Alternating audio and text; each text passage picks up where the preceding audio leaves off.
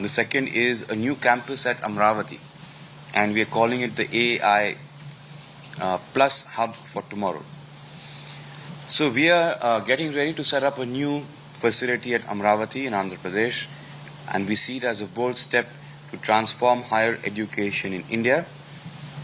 This campus will be a hub for innovation and interdisciplinary learning, focused on AI, emerging technologies, and industry collaboration.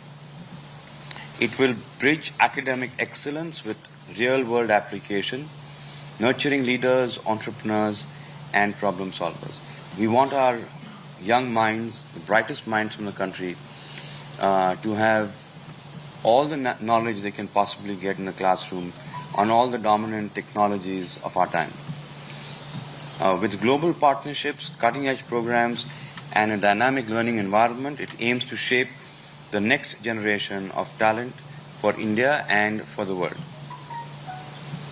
So, for example, just to give you some instances, undergrad programs, regular and twinning programs. Twinning programs would mean 2 years in Amravati and 2 years in a university overseas with specialization in, like I said, the dominant technologies of today: AI, data science, ML, robotics, computational linguistics, and LLMs, cyber physical systems with AI. And all of this comes with industry internships, cross-disciplinary electives, and dual degree options. Also, for example, joint PhDs with international universities in areas like generative AI, smart cities, and AI for healthcare. 2-year degree program including programs including MTech in AI ML, MSc in AI-driven innovation, so on and so forth. So basically, that campus will cater to, or rather focus on, all the dominant technologies that all of us know about today.